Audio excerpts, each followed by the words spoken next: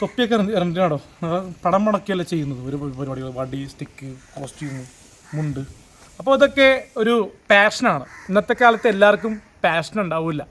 Passion ഉണ്ടെങ്കിൽ മാത്രമേ കാര്യമുള്ളൂ.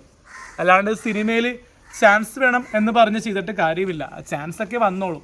നമുക്കൊരു സമയമുണ്ടെങ്കിൽ അത് എത്ര വർഷമെന്ന് നമുക്ക് പറയാൻ പറ്റില്ല. അപ്പോൾ നല്ലൊരു കഥാപാത്രം കിട്ടാൻ വേണ്ടിയാണ് ഞാൻ ചെയ്യുന്നത്. പക്ഷേ നമ്മളെ മനസ്സിലാക്കുന്ന ഡയറക്ടേഴ്സുമാരും പ്രൊഡ്യൂസർമാരും വന്നു കഴിഞ്ഞാൽ ഉടൻ തന്നെ ചെയ്യും. 2-3 സബ്ജക്റ്റുകൾ കേൾക്കുന്നുണ്ട്. എന്തായാലും ഈ പഴയ കഥാപാത്രമാവാൻ എന്താ നമുക്ക് കാണുമ്പോൾ ഇപ്പോൾ ഈ പൊന്തന്മാടെ എന്നൊരു സിനിമ ഞാൻ ഫുള്ള് കണ്ടിട്ടില്ല.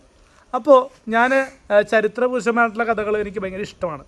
അപ്പോൾ അതുകൊണ്ട് തന്നെ മമ്മൂക്ക സാറിൻ്റെ പാതിരാ കൊലപാതകം, പാലായിലെ പാതിരാ കൊലപാതകം, അപ്പോൾ അതൊക്കെ നമ്മളൊന്ന് റീക്രിയേഷൻ മെത്തേഡ് ചെയ്യുന്നുണ്ട്. അപ്പോൾ അതൊക്കെ ചെയ്യാനുള്ള കോൺഫിഡൻസ് എന്ന് പറയുന്നത് നിങ്ങൾ നമ്മുടെ സപ്പോർട്ട് ചെയ്ത് കമൻസ് ഇടുന്നതുകൊണ്ടാണ്. നിങ്ങൾ കമൻസിൽ കഴിവില്ല എന്ന് പറയുമ്പോൾ നമ്മൾ എത്ര വീഡിയോസ് ചെയ്ത് അത് ചെയ്യാനുള്ളൊരു കോൺഫിഡൻസ് ഉള്ള കഴിവ്, അതാണൊരു കഴിവ്, അതാണൊരു വ്യക്തിക്ക് ഉണ്ടാവേണ്ടത്. പിന്നെ പലരും പലതും പറയും. അത് അവരുടെയും കമൻറ്റ് ബോക്സിൽ കുറ്റപ്പെടുത്തുന്നുണ്ടല്ലോ. ഒരാളെ പറ്റി വിമർശിക്കുന്നത് തെറ്റാണെന്ന് ഞാൻ പറയുന്നില്ല. പക്ഷേ അവർ എത്രത്തോളം സിനിമകൾ ചെയ്തിട്ടുണ്ട്, അല്ലെങ്കിൽ ഷോർട്ട് ഫിലിംസ് ചെയ്തിട്ടുണ്ട്, അല്ലെങ്കിൽ അവാർഡ് കിട്ടിയിട്ടുണ്ടെന്നാണ് ഞാൻ ചോദിക്കുന്നത്. കാരണം ആരെയും കുറ്റപ്പെടുത്തുന്നതല്ല. ഇപ്പം എനിക്ക് തിരുവനന്തപുരത്ത് വെച്ച് നമ്മുടെ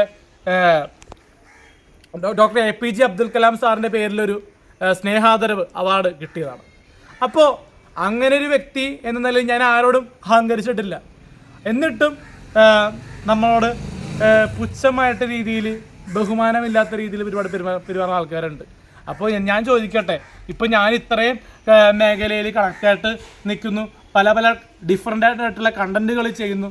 അപ്പോൾ ഞാൻ ചോദിക്കുന്നത് എൻ്റെ കൂട്ടുകാരന്മാരോടാണ്. പേരൊന്നും പറയുന്നില്ല, ആരെയും നിങ്ങൾക്ക് അറിയാമല്ലോ. അപ്പോൾ കൂട്ടുകാരന്മാരായാലും ജൂനിയർ ആർട്ടിസ്റ്റുകൾ പുതിയതുണ്ടെങ്കിലും അപ്പോൾ അവർ ഇതേപോലുള്ള കാര്യങ്ങൾ ഓൺലൈനിൽ ചെയ്യാനായിട്ട് ധൈര്യപ്പെടുമോ? കാരണം റിവ്യൂ ആണെങ്കിലും നമ്മുടെ കുക്കറി ഷോ ആണെങ്കിലും പിന്നെ റീക്രിയേഷൻസ്, റീല്, അങ്ങനെ പല പല മേഖലയായിട്ട് ഇത് പണം കിട്ടുന്ന മേഖലയാണ്. കാരണം എവിടെ നിന്നാണ് ഇതിൻ്റെ പണം കിട്ടുന്നതെന്ന് ഞാൻ പറയുന്നില്ല. പക്ഷേ എനിക്ക് പണം കിട്ടുന്നുണ്ട്. ഈ ഒരു മേഖലയിൽ നിൽക്കുന്നതുകൊണ്ട്, അത്യാവശ്യം പല രീതിയിൽ ആക്റ്റീവായിട്ട് നിൽക്കുന്നതുകൊണ്ട് എനിക്ക് ക്യാഷ് ഉണ്ടാക്കുന്നുണ്ട്. ക്യാഷ് ഉണ്ടാക്കുന്ന രീതികൾ ആരെയും കട്ടിട്ടും മോഷിട്ടൊന്നുമില്ലല്ലോ.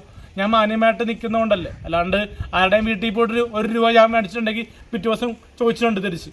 അപ്പോൾ അതുകൊണ്ട് തന്നെ അലൻ ജോസ് പറയുന്ന വ്യക്തി എന്ന നിലയിൽ ഞാൻ മാന്യമായിട്ടാണ് മുന്നോട്ട് പോകുന്നത്. എന്തായാലും സപ്പോർട്ട് ചെയ്യുക, ആരും ശല്യപ്പെടുത്തരുത്. ഞാൻ ആർക്കും ഒരു വെല്ലുവിളിയല്ല. പിന്നെ എൻ്റെ അടുത്തേക്ക് നേരിട്ട് വന്ന് ആക്രമിക്കാൻ വന്നു കഴിഞ്ഞാൽ 2 എണ്ണം പൊട്ടിക്കും. അത് ആരാണെങ്കിലും നമ്മൾ കൈകാര്യം ചെയ്യും. കാരണം അത് ഞാൻ ആരെയും ഉപദ്രവിക്കാൻ വന്നിട്ടില്ല.